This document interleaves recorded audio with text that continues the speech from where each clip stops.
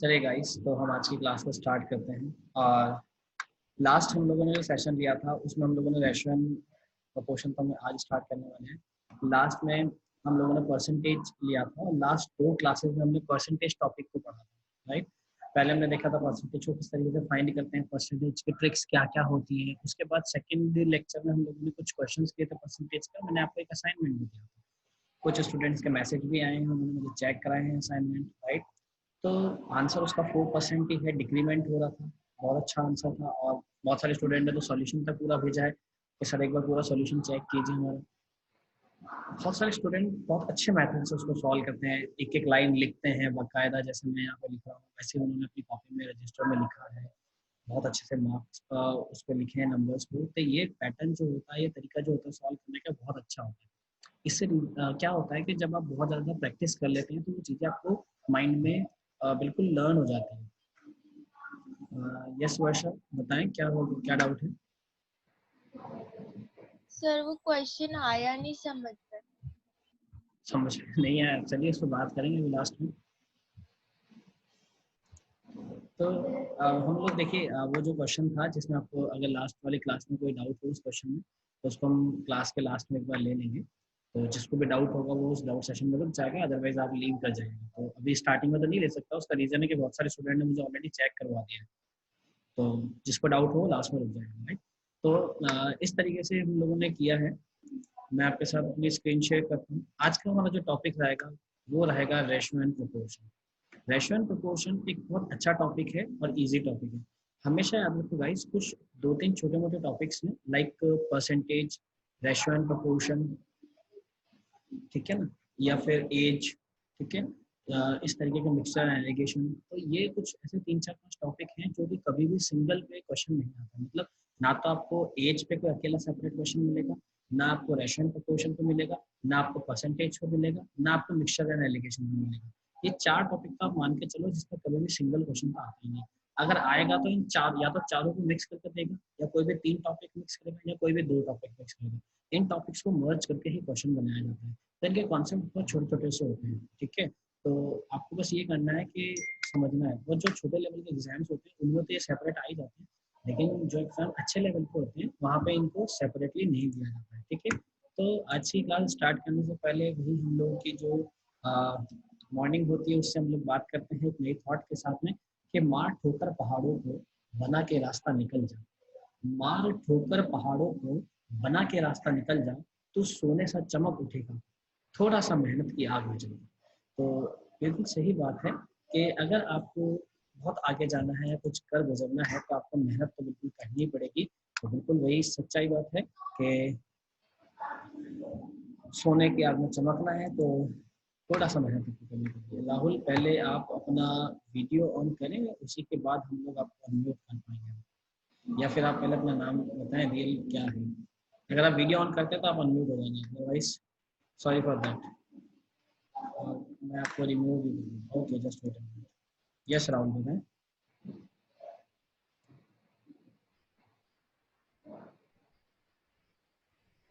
आपको आवाज़ आ रही है राहुल? आपकी आवाज़ हमें नहीं आ रही, बताएं क्या प्रॉब्लम है।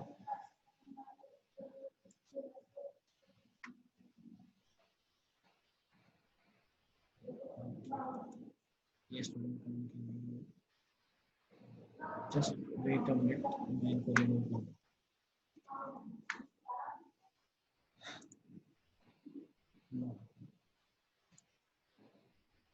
चलिए गाइस, हम लोग तो अपना स्टार्ट करते हैं। आज की क्लास स्टार्ट करते हैं रेशियो एंड प्रोपोर्शन। उसके बाद हम लास्ट सेशन, लास्ट में 10 मिनट्स 15 मिनट्स हम लोग लास्ट क्लास का डाउट ले लेंगे, और जो डिवाइड वाले डाउट्स बचे हैं वो बिल्कुल एज इट इज है, उनको जैसे क्लियर होते हैं मैं आपके साथ शेयर करूँगा, राइट। रेशियो एंड प्रोपोर्शन देखो क्या होता है, कोई भी दो चीज़ का कंपैरिजन होता है। जब कोई दो चीज़ को आप कंपेयर करते हैं कि वो एक दूसरी चीज़ से बड़ी है या छोटी है ना, तो वो जो कंपैरिजन होता है उस कंपैरिजन को बोलते हैं हम रेशियो, राइट। जैसे मैंने बोला कि भाई मेरे पास दो सेल फोन है, राइट। कौन सा सेल फोन बड़ा है, कौन सा सेल फोन छोटा है, तो ये जो कंपैरिजन मैं सेल फोन का कर रहा हूँ इसे मैं बोलूँगा कि रेशियो में उनका रेशियो फाइंड कर रहा हूँ। हमेशा याद रखिएगा, जब भी मैं रेशियो किसी चीज़ का निकालता हूँ तो रेशियो जब भी फाइंड होता है वो हमेशा सेम यूनिट में होता है। सेम यूनिट का मीनिंग ये हो गया कि अगर मैं दो सेल फोन का कंपैरिजन कर रहा हूँ तो मैं कंपैरिजन किस बेस पे कर रहा हूँ? यस नीलेश, वीडियो ऑन कीजिए आप पहले अपना। यस नीलेश बताएं। सर ये आवाज थोड़ी धीरे आ रही है सर आपकी। ओके, मैं थोड़ा लाउड बोल रहा हूँ। ठीक है ठीक है नीलेश।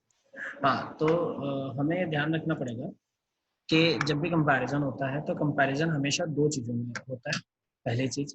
दूसरी चीज़ ये कि जब दो चीज़ों में कंपैरिजन हो रहा है तो आपको ये ध्यान रखना है कि कंपैरिजन के लिए जो यूनिट होती है वो यूनिट सेम होनी चाहिए।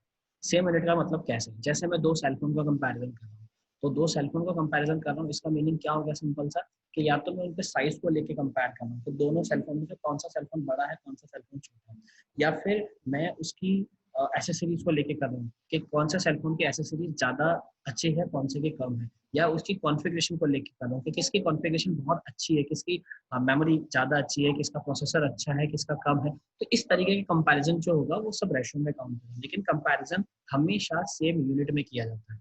ठीक है, अगर मैं दो बंदों की सैलरी का कंपैरिजन कर रहा हूँ तो दोनों की सैलरी की करेंसी जो होनी चाहिए वो सेम होनी चाहिए। ठीक है, तो जो यूनिट होनी चाहिए वो सेम होनी चाहिए, और ये जो कंपैरिजन होता है इस कंपैरिजन को हम लोग बोलते हैं रेशो। पहली बात तो याद करो। तो रेशो क्या हो गया? Comparison between two objects. Proportion की अगर बात करें तो प्रोपोर्शन क्या होता है कि दो सेपरेट रेशोज को कंपेयर करना, ये हमारे पास प्रोपोर्शन होता है। दो सेपरेट रेशोज को कंपेयर करना हमारे पास क्या होता है? प्रोपोर्शन होता है, राइट। अब मेरी बात को ध्यान से समझिएगा। सबसे पहले मैं यहाँ पे लिख रहा हूँ रेशो की कहानी। मैंने सबसे पहले काम किया रेशो की। अब रेशो की बात को समझें। तो अगर मैं रेशो में सबसे पहले काम कर रहा हूँ तो रेशो में आप क्या देखते हैं? जैसे मैंने लिखा ए रेशो बी, तो ये हो गया कंपैरिजन। इसको बोलेंगे अपन कंपैरिजन। ए और बी का कंपेयर कर दिया तो ए रेशो बी से उसको डिनोट किया। आप इसको लिख सकते हैं A divide by B. A divide by B का मीनिंग भी क्या है? ए रेशो बी है, तो ए रेशो बी लिखें या ए डिवाइड बी लिखें, बात एक ही है। मैं बोल दूं कि ए डिवाइड बी मेरे पास लिखा है तो उसको मैंने क्या लिख दिया? ए रेशो बी लिख दिया, तो बात एक ही होती है। आप डिवाइड वाले फॉर्मेट को हमेशा रेशो में कन्वर्ट कर सकते हो, वो क्या होता है? सेम ही बात होती है, राइट। अब मैं बात करता हूँ यहाँ पे प्रपोर्शन की। समझे? जैसे मेरे पास लिखा है ए रेशो बी, राइट ना, रेशो बी लिखा है, और दूसरा मेरे पास लिखा है सी रेशो डी। तो सी रेशो डी एक रेशो हो गया और ए रेशो बी दूसरा रेशो हो गया। अब दो रेशोस के बीच में मैंने क्या करा है? वापस से रेशो लगाया, डबल रेशो। तो ये जो रेशो होता है, ये जो बात है, इसको बोलते हैं हम लोग प्रपोर्शन। इसको बोलते हैं प्रपोर्शन। ये होता है प्रपोर्शन का सिंबल। ठीक है, अब मैं आपको समझाता हूँ कि अगर मैं चाहूँ तो इसको मैं और कैसे लिख सकता हूँ। चाहूँ तो इसको ऐसा लिख सकता हूँ कि रेशो को लिख सकते हैं A divide by B proportion, और सी रेशो डी को लिख सकते हैं सी डिवाइड बाई डी। तो रेशो को हम लोग डिवाइड में कन्वर्ट कर सकते हैं, राइट।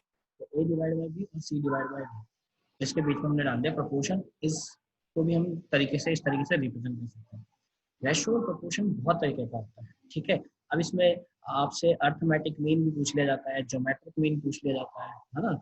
और उसके बाद बहुत सारे सीरीज होती हैं अलग अलग, ठीक है। तो उस तरीके के मीन्स आपसे पूछ लिए जाते हैं, लेकिन एग्जाम में जो हमारे लेवल के एग्जाम है उसमें हमसे जनरली क्या पूछता है? Arithmetic mean.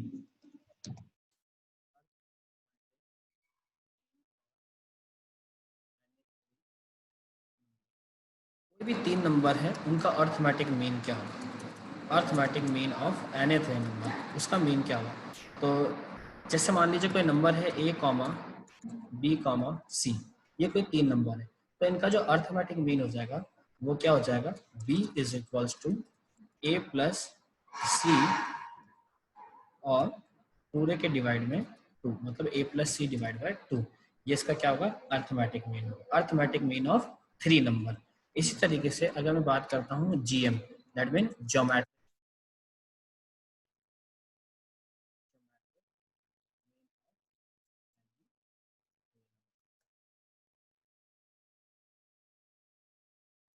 ये तीन नंबर है, अर्थमेटिक मीन और geometric mean of any three number. मान लीजिए वो तीन नंबर है A comma B comma C. Arithmetic mean जो हो जाएगा वो क्या हो जाएगा कि B is equals to square root of a multiply by c। Square root का मतलब तो आप समझ रहे हो, यहाँ पे स्क्वायर रूट का सिंबल लगा नहीं सकते ना, इसीलिए मैंने स्क्वायर रूट लिख दिया। स्क्वायर रूट मतलब अंडर रूट। ए और सी को मल्टीप्लाई करके अगर आप अंडर रूट निकाल दोगे तो वो क्या हो जाएगा, स्क्वायर ज्योमेट्रिक मीन हो जाएगा। तो गाइज ये जो मैंने यहाँ पे बात बताई है ना, ये थोड़ी सी इंपॉर्टेंट बात है, इसको आपको ध्यान रखना है कि बहुत इंपॉर्टेंट बात है। ये बार बार एग्जाम में ना कभी कभी पूछ लिया जाता है घुमा फिरा के। मैंने बहुत बार देखा है, जो बहुत अच्छे लेवल के एग्जाम्स होते हैं ना, उसमें भी बहुत कभी कभी पता नहीं अजीब सी चीज करके पूछ लेता है इसको कि ठीक है आप ये बताओ। तो कभी समझ नहीं पाता कि इतने अच्छे लेवल के एग्जाम में इस तरीके के क्वेश्चन भी आते हैं, लेकिन आ जाते हैं। इसलिए मैंने आपको बेसिक फॉर्मूला स्टार्टिंग में बता दिया कि अगर कभी भी 3 नंबर दे दें, ये 3 नंबर 2 3 4 हो सकते हैं। आपको 2 3 4 देके पूछ ले कि भैया उसका अर्थमेटिक मीन बताओ 2 3 4 का, तो 2 3 4 अगर नंबर है तो उसमें 3 काम का नहीं, उसका अर्थमेटिक मीन क्या हो जाएगा 2 + 4 डिविजिबल बाय 2। इस तरीके से ये छोटी सी बात आपको ध्यान रखनी, वरना बच्चा क्या करता है, मीन का मतलब समझता है एवरेज, और एवरेज क्या करता है 2 3 4 को प्लस करके 3 का डिवाइड, तो वो गलत होगा। तो इसीलिए कॉन्सेप्चुअल बेस्ड कभी कभी क्वेश्चन होता है, तो अच्छे लेवल के एग्जाम में भी ये बात पूछ ली जाती है, तो इसको आप नोट मान के ध्यान रखिएगा। ये नोट के हिसाब से आप याद रखिएगा कि कभी कभी एग्जाम में इस तरीके का क्वेश्चन पूछ लिया जाता है। मैं बात करता हूँ मेन क्वेश्चन पे, या जो मेन टॉपिक्स होते हैं, जो जिस तरीके से हम लोग को काम करना होता है वो किस तरीके से सॉल्व होता है, हम लोग उस पर बात करते हैं। ठीक है, ये देखिए अब हम लोग बात करते हैं जो हम लोगों को पढ़ना है। रेशो मैंने बताया कि किसी भी को डिवाइड फॉर्म में लिखते हैं तो वो रेशो होता है। यस अक्षय, अनम्यूट कीजिए। सर एक बार ज्योमेट्रिक मीन को सर थोड़ा इलैबोरेट करके बताना, मतलब इंट्रोडक्शन थोड़ा सा। राइट राइट, और उसके देखिए डिफरेंस बता देते हैं अरिथमेटिक और ज्योमेट्रिक मीन। श्योर श्योर, देखो मैं यहाँ पे बताता हूँ, ऐसा समझो।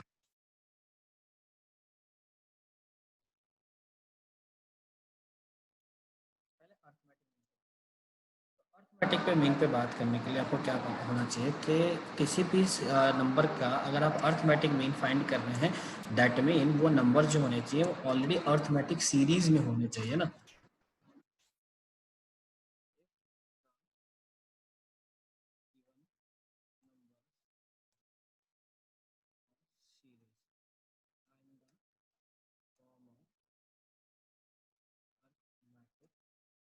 सीरीज ना,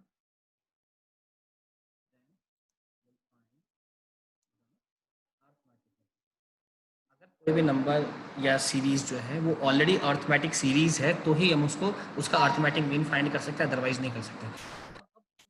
अर्थमेटिक सीरीज है ये मुझे कैसे आइडेंटिफाई, हालांकि आपको पता नहीं करना है, एग्जाम में गिवन है, मैं आपको बता रहा हूँ कौन सी सीरीज अर्थमेटिक सीरीज होती है।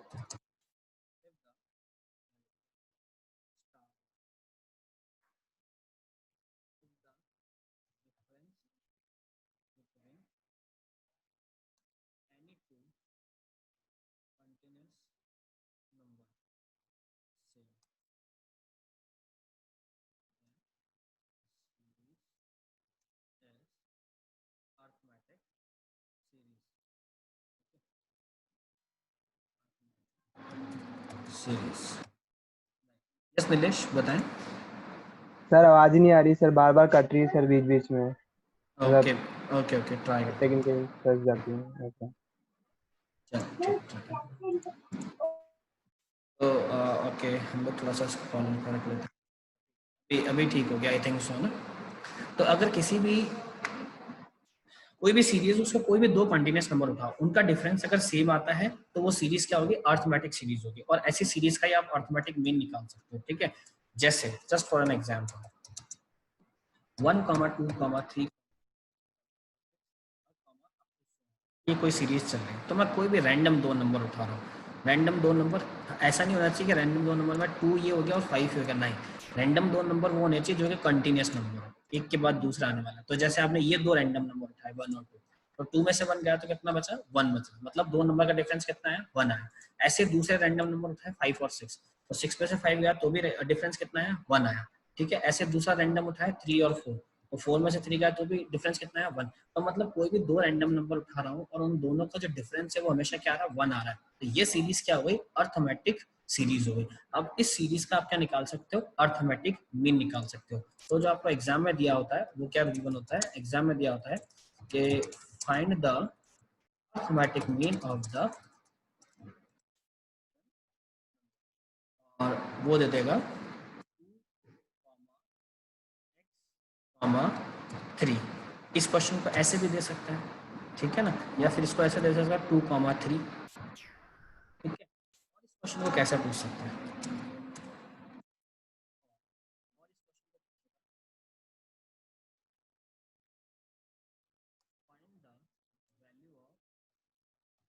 x if the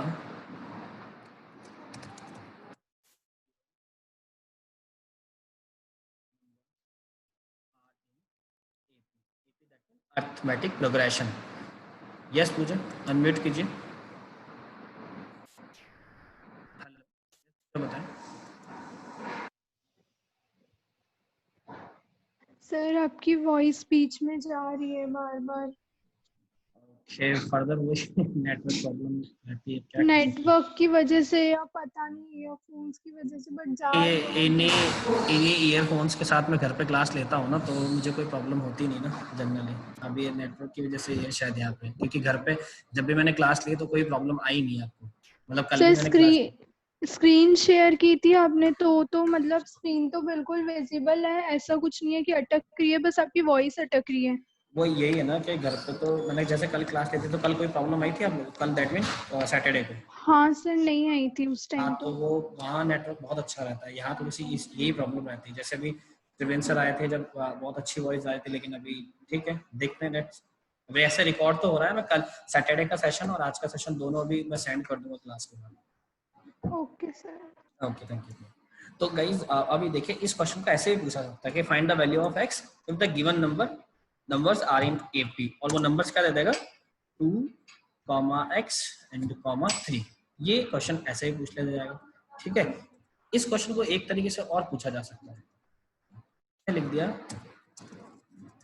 कि इफ द सीरीज, ऐसा लिख सकता है कि, हाँ इसको ये भी पूछ सकता है कि find arithmetic mean of the given AP arithmetic progression, और 2, x, 3। ये 3 टाइप से एक ही क्वेश्चन को पूछ सकता है, तो तीनों का आंसर सेम है, तीनों में निकालना अर्थमेटिक मीन ही है।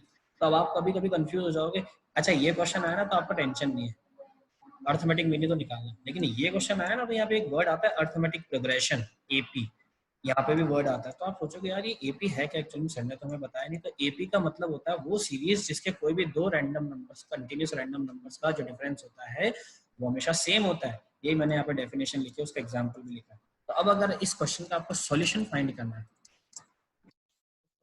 इजी है दोस्तों।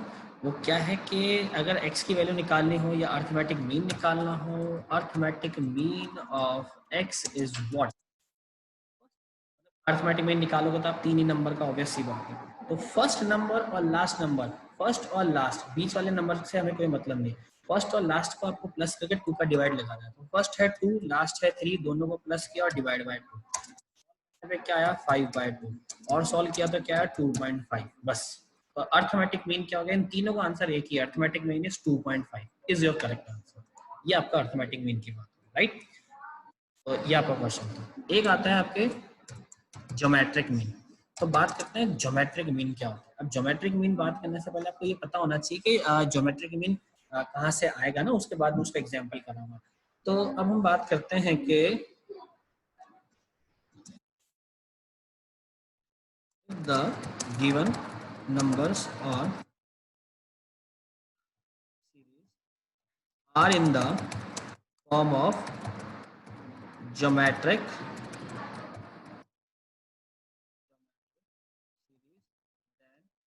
एक मिनट चलाइए, then will find the geometric mean।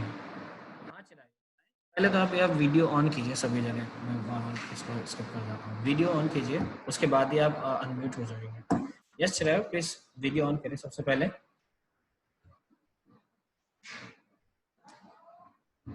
चलाइए, सबसे पहले वीडियो ऑन कीजिए, उसके बाद ही मैं आपको अनम्यूट कर पाऊंगा।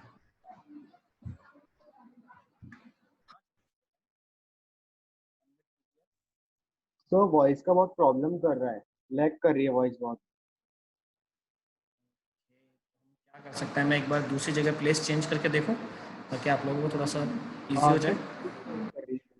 ओके, आप मुझे सिर्फ 2 मिनट दीजिए, मैं चेंज करता हूँ प्लीज, है ना। यहाँ से।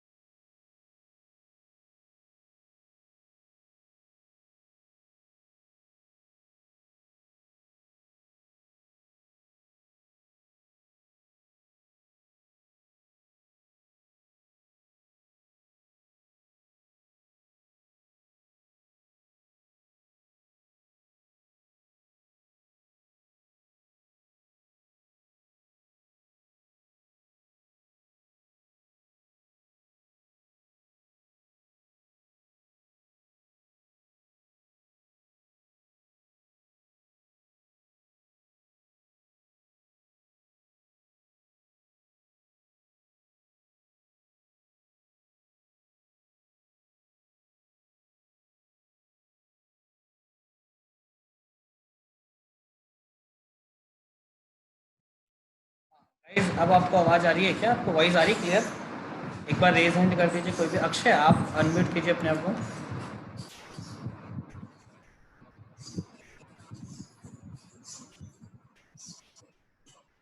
हाँ सर, आ अक्षय, रही है बिल्कुल। हाँ सर, आ रही है। अभी कोई दिक्कत नहीं, पहले जैसे प्रॉब्लम नहीं आ रही? नहीं नहीं सर, अब क्लियर है सर। Okay okay great. चलिए तो स्टार्ट करते हैं गाइस। फर्दर हम लोग देखिए, मैंने आपको ये बताया ज्योमेट्रिक मीन क्या है कि if the given number of series are in the form of geometric series then will find the geometric mean.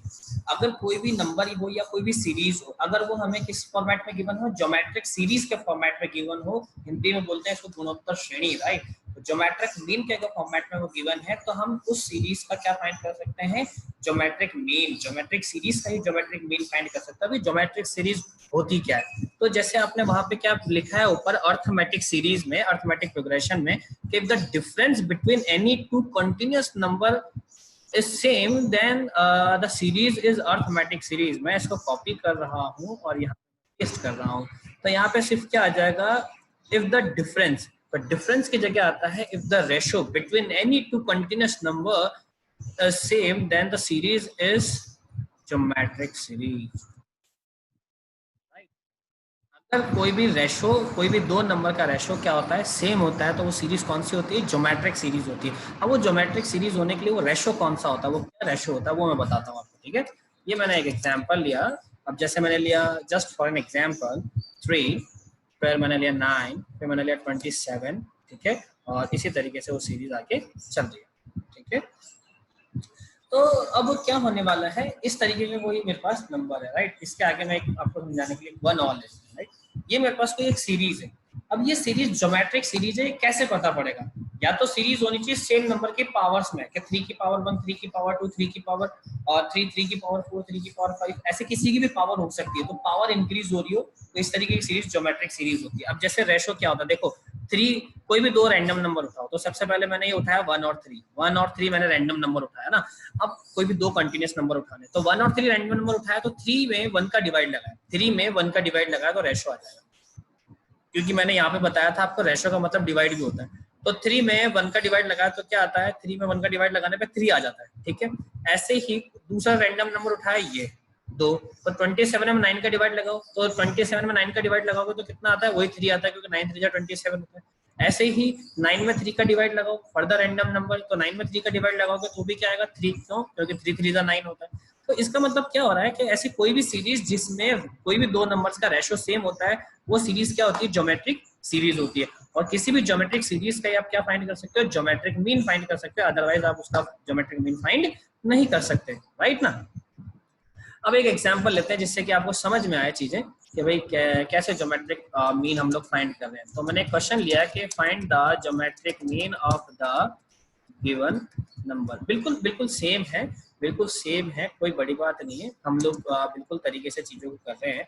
तो अब देखते हैं हम लोग किस तरीके से उसको फाइंड कर पाते हैं ना, किस तरीके से हम उसको सॉल्व कर पाते हैं। तो जैसे मैं उसी नंबर को ले लेता हूँ 2,3, मैं इसी क्वेश्चन को एक बार कॉपी कर लेता हूँ और यहाँ पेस्ट कर लेता हूँ। यही क्वेश्चन मैं ज्योमेट्रिक मीन फाइंड करके बताऊँ, यही क्वेश्चन में मैं ज्योमेट्रिक मीन फाइंड करके बताऊँ। Find the geometric mean of the given number 2,3. Find the value of x if the given number are in geometric GP, that means geometric progression. Find the GM of the given number of the given geometric progression और series. तो अब मुझे क्या करना है, इसका geometric progression find करना है ना। तो ज्योमेट्रिक प्रोग्रेशन फाइंड करने का तरीका क्या है, ज्योमेट्रिक प्रोग्रेशन को फाइंड करने का तरीका क्या है उसको समझें। आपको निकालना है भैया जीपी, है ना, या GM, geometric mean. Geometric mean of x अगर आपको फाइंड करना है तो मैंने बताया था, अक्षय ध्यान से सुनिएगा, मैंने बताया था कि किसी भी 3 नंबर्स हैं जिनमें अगर ज्योमेट्रिक आपको मीन फाइंड करना है तो आप फर्स्ट नंबर और लास्ट नंबर, सेंटर वाले नंबर को इसमें भी नहीं देना है, फर्स्ट और लास्ट नंबर को मल्टीप्लाई करके उसका क्या निकाल देंगे, स्क्वायर रूट निकाल देंगे, यानी अंडर रूट उसका ले लेंगे। तो वो उन तीनों में का क्या हो जाएगा, ज्योमेट्रिक मीन हो जाएगा, या वो सेंटर वाले की वैल्यू हम लोग उसको बोल सकते हैं, इक्वल बोल सकते हैं, ठीक है। तो अब मैं इसका निकालने जा रहा हूँ, तो मैं बोल रहा हूँ कि square root of 2 multiply by 3 is equals to square root of 6, ठीक है, स्क्वायर रूट ऑफ 6। तो 6 का स्क्वायर रूट आप निकाल लीजिएगा, 6 का अंडर रूट आप निकाल लेंगे तो वही आपका आंसर हो जाएगा। 6 का अंडर रूट क्या होता है, 6 का अंडर रूट 2 पॉइंट समथिंग कुछ होता है हमारे पास, क्योंकि 3 का स्क्वायर रूट तो जो है 3 का स्क्वायर तो 9 चला जाता है और 2 का स्क्वायर 4 होता है, तो 2 पॉइंट समथिंग और 3 के बीच का जो स्क्वायर रूट आएगा वही 5 और 6 का होता है। तो 2 पॉइंट समथिंग जो भी आएगा वो हमारे पास इसका स्क्वायर रूट हो जाएगा, राइट। तो इस तरीके से हमारे पास क्या आएगा, ये इसका आंसर आएगा। तो ज्योमेट्रिक मीन क्या हो जाएगा, स्क्वायर रूट ऑफ 6 हो जाएगा। कॉन्सेप्ट में कोई डाउट है आपको, या कपिल किसको डाउट था इसमें आपको, अक्षय, कपिल, जिसको भी डाउट था। ओके, यस वर्षा, अनम्यूट करो। सबसे पहले तो आप वीडियो ऑन करो, उसके बाद मैं आपको अनम्यूट करने का परमिशन देता हूँ। हाँ वर्षा बताएं। सर ये ज्योमेट्रिक सीरीज क्या होती है, एक बार वापस बताना।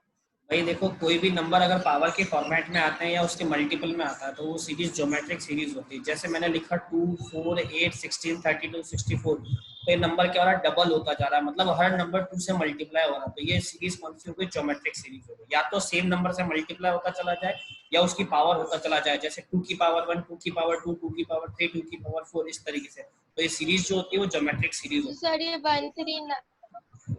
139 वाली नहीं है ना ज्योमेट्रिक सीरीज? क्यों नहीं है, ज्योमेट्रिक सीरीज है तभी तो लिखी है मैंने आपको। 3 से मल्टीपल हो रहा है ना सब में, 3 से मल्टीपल के बाद 3 आ रहा है, तो 1 को 3 से मल्टीप्लाई करोगे, 1 को 3 से मल्टीप्लाई करोगे तो 3 तो आएगा, फिर 3 को 3 से करोगे तो 9 आएगा, 9 को 3 से करा 27 आएगा। तो सेम नंबर से मल्टीप्लाई हो रहे हैं ना। अच्छा ठीक है। तो ये ज्योमेट्रिक सीरीज होती है, ज्योमेट्रिक मीन होता है। इस तरीके से आप अर्थमेटिक मीन और ज्योमेट्रिक मीन को फाइंड कर सकते हो, राइट। तो ये एक छोटा सा कॉन्सेप्ट था। एक मिनट हम उसको बंद कर देते हैं ब्लॉग में, उसके बाद हम कुछ नया पढ़ते हैं, राइट। ये मेरा एक ब्लॉग है, अब कुछ नया बताता हूँ मैं आपको, समझिए। मैं बात कर रहा था, आज मुझे कुछ क्वेश्चंस भी लेने हैं। आज आप प्रैक्टिस अच्छे से करिएगा घर पे जाके, है ना, घर पे जाके क्या, घर पे तो तो आप प्रैक्टिस अच्छे से कीजिएगा। आज हम लोग है ना रेशनल प्रोपोर्शन की कुछ छोटी छोटी सी बातें करने पड़ती है। एक्चुअली बहुत इजी होता है रेशनल प्रोपोर्शन, लेकिन जब इसको मिक्सचर और एलिगेशन में डाल दिया जाता है ना, या एज में डाल दिया जाता है, इतना कॉम्प्लेक्स क्वेश्चन बना के लाता है ना ये सामने के। अगर आपका माइंड बहुत अच्छा क्लियर है, आपके कॉन्सेप्ट बहुत क्रिस्टल क्लियर है, समझ में सब कुछ आ रहा है, तब तो वो क्वेश्चन बहुत फटाफट हो जाएगा। लेकिन थोड़ा भी ऊपर नीचे हुआ ना तो बस वो वहीं दिमाग खराब कर देगा आपको। खराब, जैसे एक एग्जाम्पल बताता हूँ, बहुत सारे स्टूडेंट तो मे भी कर भी लेंगे। एक छोटा सा एग्जांपल कि मेरे पास 2 बाउल है ना, 2 बाउल हैं, तो 2 बाउल में क्या है, एक बाउल में मिल्क है और दूसरे में वाटर है। दोनों की कोई भी क्वांटिटी होगी, डजंट मैटर ना, कोई भी क्वांटिटी होगी। तो एक में मिल्क है, एक में मेरे पास वाटर है। मैंने क्या किया, एक नए 2 बाउल लिए ब्लैंक। पहले वाले ब्लैंक बाउल में मैंने क्या करा, थोड़ा सा मिल्क मिलाया, थोड़ा सा वाटर मिलाया, और इनका रेशो मैंने लिख दिया 4:5। क्या लिख दिया, 4:5। मतलब 4 पार्ट मिल्क का है तो 5 पार्ट वाटर का है, ठीक है। अब दूसरा ब्लैंक लिया, उसमें मैंने क्या किया, मिल्क और वाटर मिलाया, उसका रेशो क्या लिख दिया, 5:4। मतलब 5 पार्ट मिल्क का ले गया और 4 पार्ट किसका ले गया, वाटर का ले गया। तो अभी दोनों मिक्सचर हो गए जिसमें मिल्क और वाटर है। अब मैंने क्या करा, थर्ड एक बाउल लिया ब्लैंक, उसमें ये जो मिक्सचर थे ना, इनमें से पार्टली मैंने उसमें डाला है, और वो रेशो मैंने रखा 2:3। मतलब 2 पार्ट इस बॉल का, 3 पार्ट इस बॉल का। अभी जो नया बॉल मिलके आया है, जिसमें ना थर्ड लास्ट वाला स्टेज है, अब आपसे क्वेश्चन क्या पूछता है, बताओ इसमें कितना पार्ट मिल्क और कितना पार्ट वाटर। हो गया ना मजा, कितना पार्ट मिल्क है कितना पार्ट वाटर है। तो एक्चुअल में रेशो प्रोपोर्शन का क्वेश्चन भी आ गया और मिक्सचर एंड एलिगेशन का क्वेश्चन भी आ गया। अब समझ में नहीं आ रहा कि करे क्या। कभी कभी एग्जामिनर ना इसी क्वेश्चन को ट्विस्टेड बनाने के लिए क्या बोलता है कि इसका 10% और इसका मोर देन 10% इधर आ जाता है ना, और इसमें भी एक परसेंटेज रेशो डाल देता है, तो थोड़ा सा कॉम्प्लिकेटेड बना देता है। लेकिन अगर आपके कॉन्सेप्ट छोटी छोटी सी बातों पे क्लियर है ना, तो आपको इन क्वेश्चन को करने में दिक्कत नहीं आएगी। आप वो जो देख के बताओगे ना कि भैया 2:3 है, तो आप फटाफट चीजें देख के कैलकुलेट करके बता दोगे कि आंसर आ रहा है। हमें वो समझना है ना, हम उस पर ज्यादा प्रैक्टिस करेंगे, तो इसीलिए उसके लिए आप इन कॉन्सेप्ट को समझिएगा। अभी जैसे मैं क्या कर रहा हूँ, कुछ एग्जाम्पल आपके सामने ले रहा हूँ, आप उन एग्जाम्पल को थोड़ा सा ध्यान से देखिएगा बस, है ना, क्या हो रहा है। तो देखिए, समझिएगा, आप एग्जाम्पल को समझने की कोशिश करेंगे, राइट। एक एग्जाम्पल नंबर 1 है, राइट। मैं फर्स्ट एग्जाम्पल करवाने जा रहा हूँ। मैंने बोला है कि if A:B is equals to 2:3 and B:C is equals to 4:5। अभी पहले मैं बहुत इजी ले रहा हूँ। देन फाइंड A:B:C, आपको ये फाइंड करना है ना। देन फाइंड कितना इजी, आपको ये फाइंड करना है। तो ये फाइंड करने का गाइस बहुत इजी क्वेश्चन है, बहुत इजी, कोई बड़ी बात नहीं। आपको A:B:C निकालना है, बिल्कुल निकाल लेंगे। देखो कैसे निकालेंगे, जो भी फाइंड करना है उसको लिखा A:B:C, ये मैंने लिख दिया, A:B:C लिख दिया। अब क्वेश्चन में गिवन क्या क्या है, सबसे पहले गिवन है A:B, तो A गिवन है 2:3, तो मैंने लिख दिया। दूसरी बात, मुझे क्वेश्चन में क्या गिवन है, B:C, तो B रेशो क्या है 4:5, ये गिवन है, ये लिख दिया। अब आप बोलोगे सर इसको सॉल्व कैसे करेंगे, तो सॉल्व करने का बहुत इजी तरीका है। ये देखो, ऐसे इक्वल का साइन लगाओ, यहाँ पे भी एक इक्वल का साइन लगाया, इस तरीके से हमने इसको पार्ट किया। अब मैं यहाँ पे आंसर लिखूंगा कि यहाँ पे क्या आंसर है। तो आंसर लिखने के लिए आप एक बात ध्यान रखेंगे कि ये जो ब्लैंक जगह है जिसको मैं रेड कलर से फिल कर रहा हूँ, यही आपका मेन मोटिव है। मैं बोल्ड बना रहा हूँ, जो यहाँ पे पास में लिखा है इसी नंबर को यहाँ पास में लिख देंगे। तो 3 लिखा है तो मैंने 3 लिख दिया, 3 लिखा है तो मैंने उसको 3 कर दिया, ठीक है। यहाँ पे देखें, ये पास में 4 लिखा है तो यहाँ पे भी मैंने क्या करा, 4 लिख दिया। यहाँ पे भी मैंने क्या करा है, 4 लिख दिया। बस इतनी सी बात का आपको ध्यान रखना है कि 3 जो पास में नंबर लिखा है वही नंबर आपने इधर लिख दिया। यहाँ 3 लिखा था मैंने 3 लिख दिया, यहाँ 4 लिखा था मैंने 4 लिख दिया। यहाँ पे 7 होता मैं 7 लिख देता, यहाँ पे 10 होता मैं 10 लिख देता, यहाँ पे 11.5 होता मैं यहाँ पे 11.5। मुझे इतना सा ध्यान रखना है, जो जहां होगा उसके जो नेबर्स हैं उसके जो नियर बाय वैल्यूज है वो आप उसी को एज इट इज फिल कर दोगे। अब उसके बाद आपको करना क्या है, बहुत ईजी हो गया। तो अब इतना ज्यादा कोई दिमाग लगाने की जरूरत नहीं है, आपको सिर्फ वर्टिकली मल्टीप्लाई करना है। वर्टिकली बोले तो 2 को मल्टीप्लाई करना है 4 से, 3 को मल्टीप्लाई करना है 4 से, और 3 को मल्टीप्लाई करना है 5 से। तो 4 2 जा, ये ऐसा देखो, 2 4 जा कितना होता है 8 होता है, 4 3 जा कितना होता है 12 होता है, 3 5 जा कितना होता है 15 होता है। क्या आंसर, ये आपका आंसर। अब अगर ये किसी नंबर से डिवाइड होता है, क्योंकि जो देखो रेशो होता है ना, वो रेशो सबसे छोटी यूनिट होती है। सबसे छोटी का मतलब हो गया, अगर ये किसी नंबर से डिवाइड जाता है तो आप पहले इसको डिवाइड करो, और नहीं जाता तो यही आंसर। जैसे 8 12 और 15 किसी भी सिंगल टेबल में नहीं आते हैं। जैसे 8 और 12 4 में भी आता है और 2 में भी आता है, लेकिन 15 उनमें नहीं आता। ऐसे 12 और 15 3 में आता है, लेकिन 8 नहीं आता। तो तीनों नंबर किसी भी एक सिंगल टेबल से डिवाइड नहीं जा रहे हैं, इसलिए मैं इसको सॉल्व नहीं करूंगा। यही मेरा आंसर है। मेरे से एग्जाम में पूछा कि if A:B is 2:3, B:C is 4:5, then find the value of A:B:C, तो मैंने निकाल लिया। मान लो D और होता तो मैं D को आगे लिख देता, मैं D को क्या करता आगे लिख देता। अब आप बोलोगे कि सर उसको आगे सॉल्व कैसे करते हैं, मान लो डी होता है यहाँ पे, इस तरीके से डी दिया हुआ है। अब यहाँ पे भी कोई नंबर नहीं होता तो इसी नंबर को लेके आगे फिल कर देते हैं, उसमें क्या बड़ी बात है ना, इस तरीके। तो ये आपका एक कॉन्सेप्ट है, ठीक है। चलिए कोशिश करता हूँ कि आपको चीज़ें थोड़ी और अच्छे से क्लियर हो।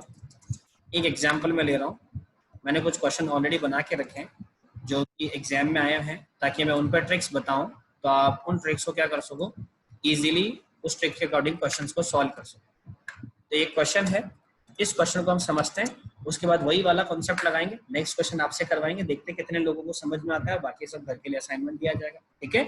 तो अभी मेरा क्वेश्चन क्या है गाइस, ध्यान से सुनिएगा कि what will be the fraction whose ratio with 1/27 is equal to the ratio of 3/11 and 5/9। मतलब कि वो फ्रैक्शन, वो नंबर x अपॉन y में वो नंबर फाइंड कीजिए जिसका रेशो 1/27 के साथ में जो है बिल्कुल वही रेशो किसके इक्वलेंट होना चाहिए, 3/11 रेशो 5/9 के। नहीं समझ में आ रहा होगा, मैं लिखता हूं कि लेट द फ्रैक्शन इज, मानते हैं वो फ्रैक्शन क्या है मेरे पास, x है। Just for an example assume that the given fraction is x, right. तो अब आपको क्या करना है, वो फ्रैक्शन x हो गया, तो भैया x के साथ में रेशो मतलब ये वाला साइन क्या है, 1/27। ये किस, ये बोल रहा है इज इक्वल, तो इज इक्वल ये लीजिए टू द रेशो ऑफ 3/11 और 5/9, ये लो। जैसा क्वेश्चन ने कहा वैसे मैंने लिख दिया। यस ऋतिक, आप पहले वीडियो ऑन कीजिए।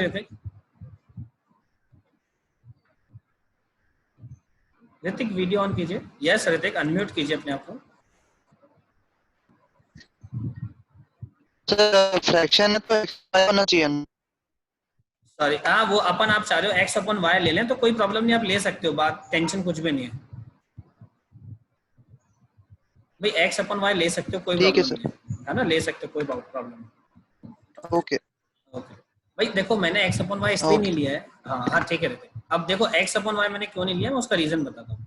मतलब x अपॉन y मैं ले लूंगा तो कोई प्रॉब्लम नहीं होनी, वैसे भी मुझे फाइंड तो इसकी वैल्यू करनी है ना, वैसे भी मुझे फाइंड इसकी वैल्यू करनी है। तो अब x लिखूं या x अपॉन y लिखूं, बात तो एक ही है, जो रिजल्ट आएगा वो फ्रैक्शन में आएगा, तो इसलिए मैंने x अपॉन y नहीं लिखा। आप चाहो तो x अपॉन y लिख लो, कोई गलत नहीं, राइट। चलिए अब अपन नेक्स्ट बात करते हैं। अब मैं इसको सॉल्व करने की कोशिश कर रहा हूँ, तो गाइस ध्यान से समझेगा, जो अपॉन वाला कॉन्सेप्ट है इसको थोड़ा सा समझना, बात को मैं आपको बताता हूँ। रेशो में मैं आपको पेंट में कैसे ये चीज बताऊंगा, चलिए कोई प्रॉब्लम नहीं, ट्राई करते हैं ना।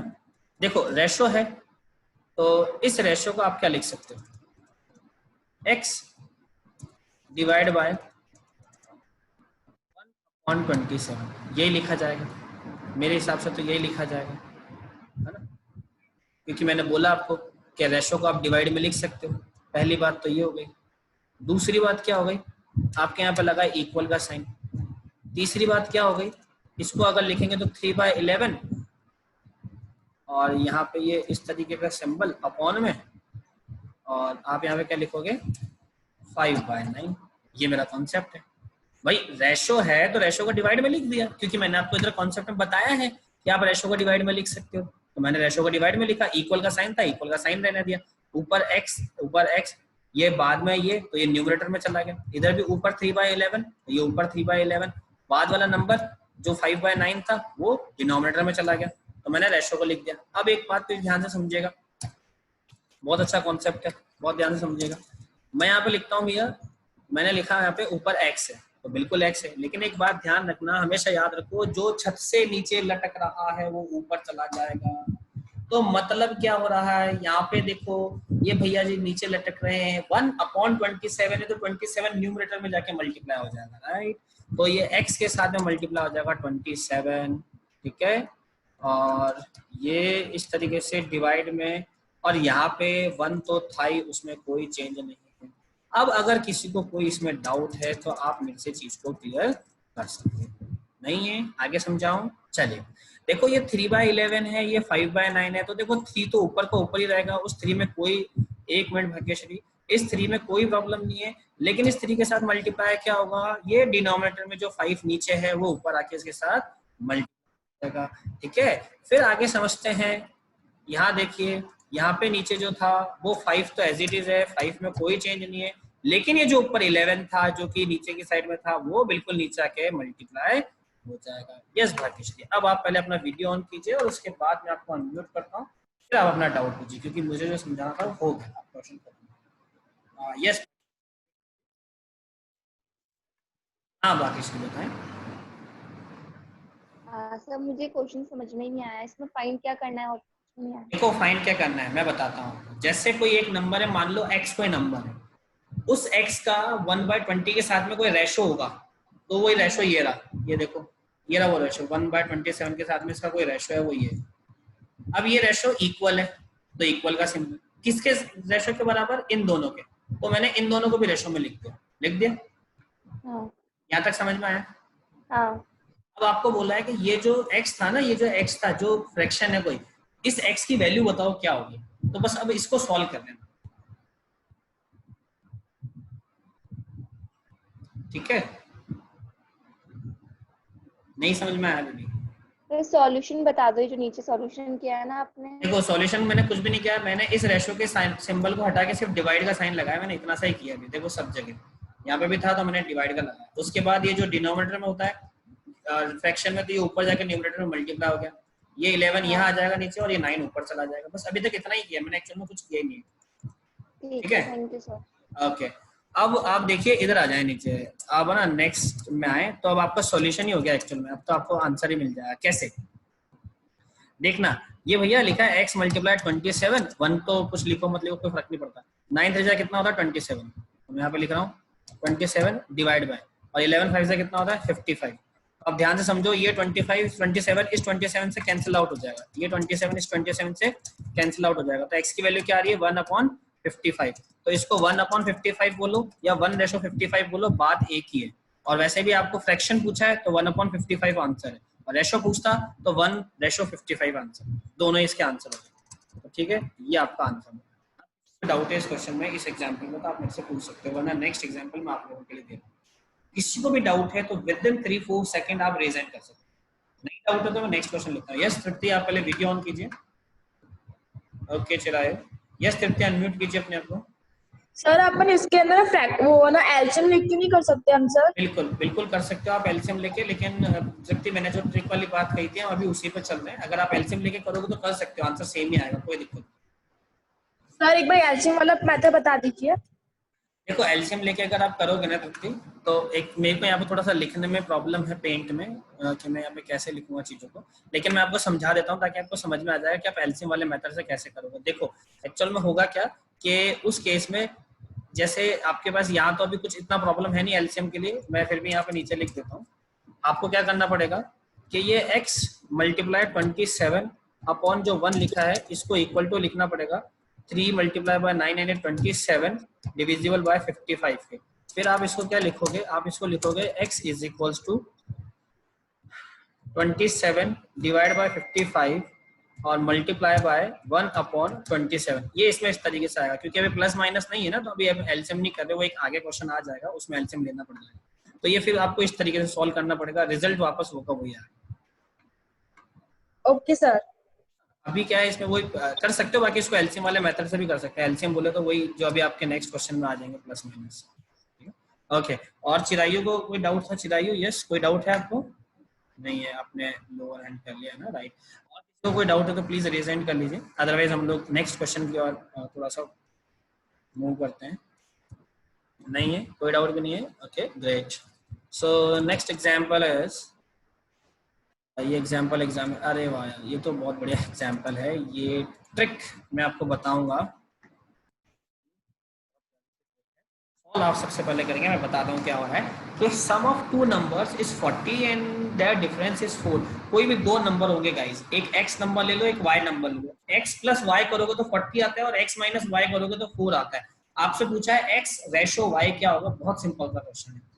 x रेशो y क्या होगा, तो मैं यहाँ पे लिख देता हूँ आपकी हेल्प के लिए कि let first number is x and another second number be y। तो आपको क्या फाइंड करना है, find what x ratio y, ये मेरा पास क्वेश्चन है, एक्स रेशो वाई फाइंड करना है। और आपको बोला क्या है कि sum of two numbers, that mean दो नंबर है जिसमें से एक नंबर को एक्स दूसरे नंबर को वाई माना, तो एक्स प्लस वाई बराबर 40 आता है और एक्स माइनस वाई बराबर 4 आता है। तो एक्स और वाई की वैल्यू निकालो और उनको रेशो में लिख दो, यही आपका आंसर है बस। अब मेरे को जल्दी से सॉल्व करके बताओ, फटाफट सॉल्व करके बताओ क्या रिजल्ट आ रहा है, फटाफट सॉल्व करो, जिससे सॉल्व होता है वो एक बार सॉल्व कीजिए।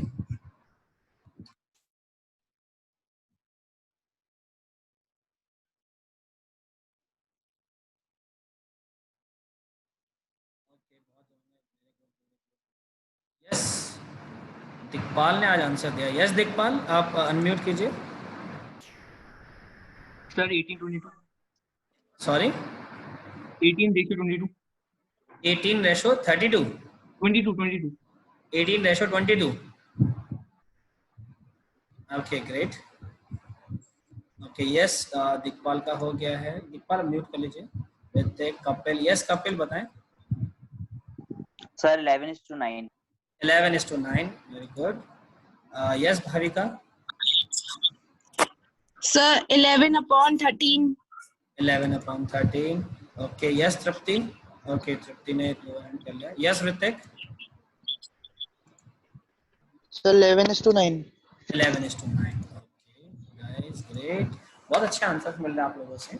और आप लोगों ने कैसे सॉल्व किया एक बार मैं बता देता हूँ, शायद आप लोगों ने इस तरीके से किया होगा। आज के बाद हमें कैसे करना है वो भी मैं बता देता हूँ, ठीक है। देखो मैंने दो नंबर माने हैं एक्स और वाई, ठीक है। तो आपने भी क्या किया होगा, दोनों नंबर्स का सम, तो आपने क्या किया होगा x plus y is equal to 40 लिखा होगा। फिर उसके बाद आपने क्या किया होगा, x minus y is equal to आपने 4 लिखा होगा। उसके बाद y कैंसिल आउट हो गया तो 2x इज इक्वल टू 44 आ गया और x इज इक्वल टू 22 आ गया। इस तरीके से आपने किया होगा। फिर x की वैल्यू यहाँ लिखेंगे तो y आ जाएगा, फिर x रेशो y किया। इस तरीके से आपने इस क्वेश्चन को सॉल्व किया होगा। लेकिन अब इस तरीके से नहीं, देखो कैसे करना है वो मैं सिखाता हूँ ना, एक ट्रिक। क्या होता है गाइस कि जब भी दो नंबर्स का सम की बात करता है ना और दो नंबर्स के डिफरेंस की बात करता है, तो हमेशा याद रखो अगर सम की बात कर रहा है, जैसे पहले इसने सम बोला बाद में डिफरेंस बोला, तो आप क्या लिख लो, जो नंबर दिए गए इनको सम कर लो और रेशो इन्हीं का डिफरेंस निकाल लो, बात खत्म हो गई। 4 रेशो 36। अब आप इसको सॉल्व कर लो, आपका आंसर आ जाएगा। क्या आंसर आ रहा है, 22 रेशो 18 और जा रहा है ना, 11:9 आ रहा है, थिंक सो 11:9, ये आपका आंसर। बस सम बोला सम कर लिया, सब्ट्रैक्ट बोला सब्ट्रैक्ट करा, खत्म करा किया। अगर मान लो ये क्वेश्चन को इस तरीके से चेंज कर देगा कि the difference of two number is 4 and their sum is 40, then what is the ratio of the number. तो पहले डिफरेंस बोल दिया तो हम पहले 40 माइनस 4 लिख लेते और बाद में 40 प्लस 4 लिखते, तो वो रेशियो। तो कभी भी सम और डिफरेंस की बात करेगा और दो नंबर दिए जाएंगे, जो भी सम और डिफरेंस दिया है उन्हीं नंबर को उठा के प्लस और माइनस कर लो, आपका रिजल्ट हो जाएगा। देखो कितना इजी है, ना मुझे x लिखना पड़ा ना मुझे y लिखना पड़ा, जो नंबर दिए उसी को लिखा और सॉल्यूशन और आंसर खत्म, एक ही सिंगल लाइन में आंसर। अगर बहुत छोटा नंबर होता है, एग्जाम में आया हुआ है क्वेश्चन, और अगर छोटे नंबर होता है ना तो हम लोग क्या करते हैं, देखते ही बता देते हैं, अच्छा ये अरे 2 3 की लाइन तो हमें यूं ही लर्न होती है ना, टेबल्स, जो आंसर आ गया। तो देखो 40 प्लस 4 दिमाग में हो जाएगा, 40 प्लस 4 यार 44, 40 माइनस 4 यार 36। अब 44 36 को डिवाइड करेंगे तो यार अच्छा बड़ा नंबर नहीं आता ना, तो हम क्या करते हैं, अरे यार 2 से जगह तो 22 और अपॉन 18 आ गया, 22 ओके 11 भी आ गया और 9 भी आ गया, तो 11:9 हो गया भाई आंसर। तो हमने क्या कॉपी पेन टच भी नहीं किया, लेकिन इसका आंसर दे दिया इस क्वेश्चन, राइट। इस तरीके से होगा। तो इसमें किसी को डाउट है तो पूछे, ये जो मैंने ट्रिक समझाया, किसी को डाउट है? ओके एक और क्वेश्चन, इस क्वेश्चन को करके बताओ। वेरी गुड, ये क्वेश्चन मुझे अचानक से याद आया।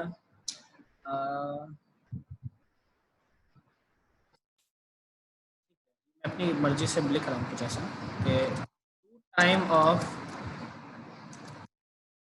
एनी नंबर,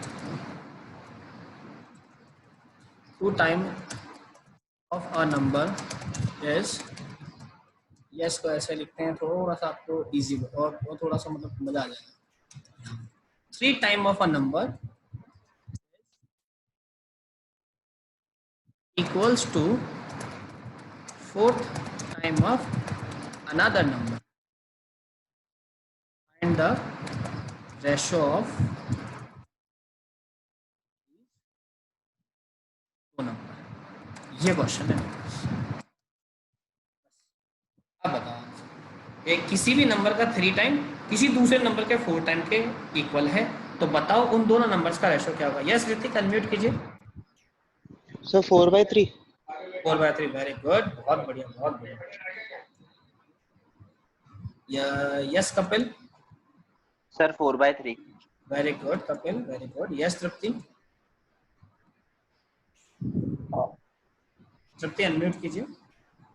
यस बताएं। सर 3/4 आ रहा है। नहीं 3/4 गलत है तृप्ति। यस मैं भी बताता हूँ। यस चिल्लाइयो। Sir 4/3। 4/3 great, very good. Yes Pooja. Sir same 4/3। 4/3 very good. Yes Varsha बताएं। सर 4/3। 4/3 ग्रेट। तो गाइस जिसने आंसर दे दिया वो एक बार म्यूट कर लीजिएगा। यस तृप्ति एक मिनट। ओके गाइस, अगर अब किसी को डाउट है तो एक बार आप रेज हैंड कीजिए। इसका मैं बताता हूँ 4/3 कैसे आ रहा है, मैं ट्रिक सिखाता हूँ। किसी को डाउट है? नहीं, सीखो।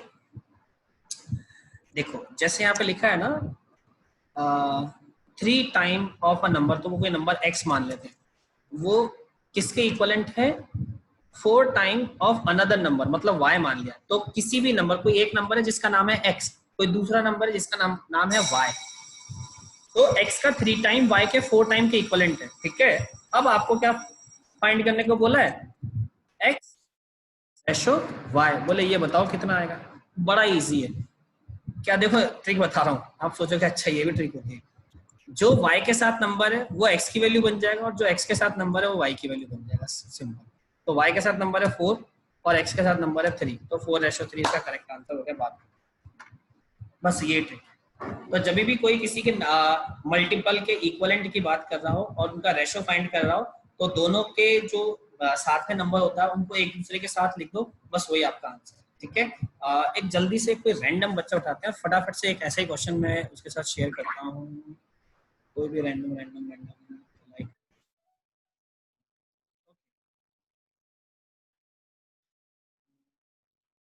यस तुषार। तुषार मोइनानी, आप वीडियो ऑन कीजिए। तुषार आपको आवाज आ रही है? तुषार मोइनानी बीबीए का ना, थिंक्स सो। तुषार आप वीडियो ऑन कीजिए, आपको शायद आवाज आ रही है लेकिन नहीं आंसर दे रहा। चलिए कोई ना, हम एक और रैंडम कैंडिडेट लेते हैं। लाइक ओके अदिति, आपने शायद अभी तक आंसर नहीं दिया है। यस अदिति, एक बार आप वीडियो ऑन कीजिए, देन आफ्टर दैट हम लोग बात करें। अदिति जोशी राइट, अनम्यूट कीजिए फटाफट, हम लोग क्लास के लिए आगे लेट हो रहे हैं।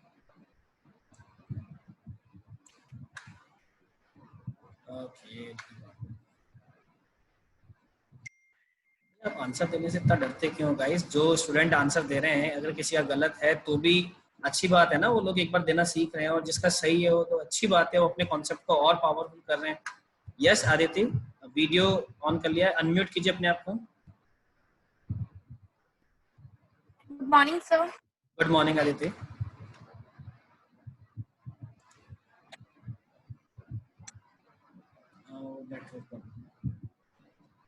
यस आदित्य, आपको आवाज आ रही है? आप अनम्यूट कीजिए अपने आप को। सर आवाज आ रही है। ओके अदिति, एक बात बताएं, अगर मेरे पास कोई दो नंबर है और मैं ऐसा बोलता हूँ कि 7th time of a number is equal to 8th time of another number, then what is the ratio between these two number? तो इसका आंसर क्या दोगे आप? 8:7। अरे वेरी गुड, बस यही मैं सुनना चाहता था। 8:7 इज द करेक्ट आंसर। हम लोगों को इसी तरीके से आंसर देना है। तो ये एक और कंसेप्ट हम लोगों का खत्म हुआ रेशो एंड प्रोपोर्शन में। एक मिनट, हम इस पे एक और ब्लॉग बना देते हैं कि ये एक और कंसेप्ट हम लोगों के लिए रेडी हो चुका है, और क्लास हम लोगों की हो चुकी है इसकी। चलिए गाइस, कुछ एग्जांपल्स मेरे पास हैं जिसको हम लोग सॉल्व करना चाहते हैं, लेकिन इस शीट पे तो स्पेस ही नहीं बची है और टाइम भी आज का हो चुका है। तो मैं कुछ क्वेश्चन आपको असाइनमेंट दे रहा हूँ जो कल की क्लास में हम लोग डिस्कस करेंगे। ठीक है, आप ट्राई कीजिएगा कि वो क्वेश्चन आप लोग सॉल्व करके लाएं। फिर हम लोग थोड़ा सा डाउट सेशन वाला भी लेते हैं, जो कल की क्लास का डाउट था बच्चे। मैं कुछ क्वेश्चन यहाँ पे लिख रहा हूँ एक, तो वो आपको करके लेके आना है ना, कल के लिए ट्राई करना है, एग्जाम्पल लेना है, राइट? ओके, बहुत इजी क्वेश्चन है, कल मैं इनके ट्रिक बताऊंगा, बहुत इजी। मैं 2 क्वेश्चन लिख रहा हूँ, आप दोनों क्वेश्चन को ट्राई कीजिए। नंबर 1 एंड मैं इसके आंसर नहीं बताऊंगा, ये हम लोग कल की क्लास में डिस्कस करेंगे, क्योंकि बहुत सारे स्टूडेंट तो शेयर कर ही लेते हैं।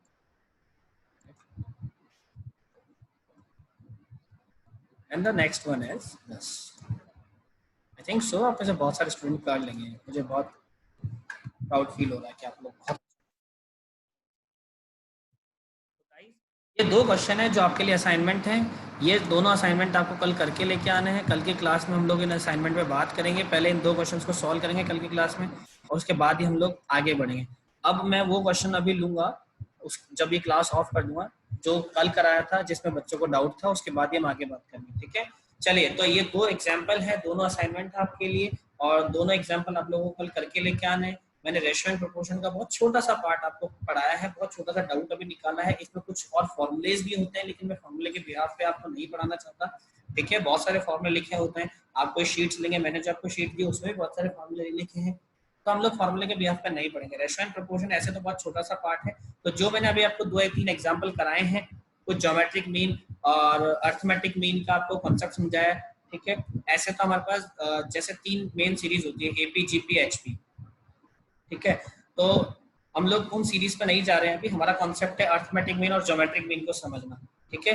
क्योंकि जो हमारे पास एचएम होता है वो हमारे पास नहीं आता है कंपटीशन एग्जाम में, वो 11-12 के मैथमेटिक्स में काउंट किया जाता है ना, इसलिए हमने उसको नहीं पढ़ा। तो आप अभी इन 2 क्वेश्चन को सॉल्व करके लाइए कल मैं इनकी और ट्रिक्स बताऊंगा कि किस तरीके से सॉल्व करना है, फिर कल हम लोग एक नया टॉपिक को उठाएंगे और उस पर बात करेंगे। तो कोशिश करेंगे ये जो 2-3 छोटे-छोटे से टॉपिक है पहले खत्म हो जाए, फिर उसके बाद एक मिक्सचर एंड एलिगेशन का बहुत बड़ा टॉपिक होता है, जो आप किसी भी इंस्टीट्यूट में पढ़ने जाएंगे तो सबसे लास्ट में उठाते हैं। उसका रीजन यही है कि इतना कॉम्प्लेक्स टॉपिक होता है, कभी कभी एक क्लास में पूरा नहीं हो पाता है, तो उसको सबसे लास्ट में रखा जाता है कि बच्चे कम हो, क्योंकि किसी भी इंस्टीट्यूट में क्या होता है, जब आप बाहर जाते हैं तो एक बैच जो होता है वो लास्ट में आते आते श्रिंक हो जाता है ना, बहुत छोटा हो जाता है, और तो उसके बाद क्या करते हैं, कम बच्चों को वो टॉपिक पढ़ाया जाता है, क्योंकि वो टॉपिक इसी तरीके से होता है। लेकिन मैं कोशिश करूंगा मैं आपको स्टार्टिंग में उस टॉपिक को पढ़ाऊं, ताकि आपको लगे कि हमने लिटरली कुछ सीखा है, हमने मिक्सचर एंड एलिगेशन में कुछ पढ़ा है, बहुत बड़ा पार्ट होता है मिक्सचर एंड एलिगेशन, बहुत क्लास लेवल का पार्ट होता है, तो हम लोग उसको पढ़ेंगे। Percentage, ratio and proportion, 2 topic हमारे मेन हो गए हैं। कल हम लोग एक बार एज को भी देखेंगे, और उसके बाद हम लोग बात करेंगे मिक्सचर एंड एलिगेशन पे। फिर उसके बाद मैं आपको सिखाऊंगा सिंपल और इंटरेस्ट की वो ट्रिक्स जिस पे आप यूं करते ही क्वेश्चंस को सॉल्व कर देंगे और आपको मजा आ जाएगा सॉल्व करने में। Guys, thank you so much for today. आज की क्लास में इतना ही था। अब वो स्टूडेंट इस सेशन में रुकेंगे जिनको डाउट है कल के क्वेश्चन में, ठीक है? जिसको कल के क्वेश्चन में डाउट है सिर्फ वही यहाँ पे रुके, बाकी इस वीडियो का लिंक मैं आपके साथ शेयर कर दूंगा, राइट? मैं 1 मिनट इसको सेव कर देता हूँ, तब तक आप लीव कर सकते हैं। निशांत, 1 मिनट में आप सभी से प्रॉब्लम सुनूंगा। अभी पहले वो स्टूडेंट रुक जाएंगे जिनको डाउट्स है, जैसे आपको भी अगर कोई डाउट है तो मैं अभी आपकी बिल्कुल बात सुनूंगा।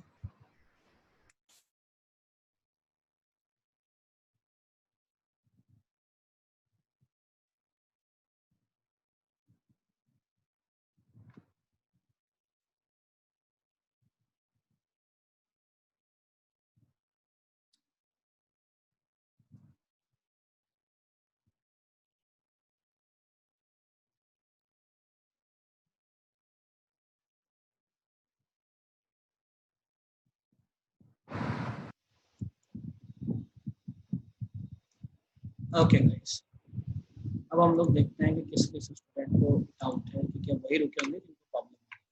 यस, अब गाइस अब बताएं, अब रेज हैंड कीजिए अगर किसी को कोई डाउट है। तो मैं स्क्रीन को स्टॉप कर देता हूँ।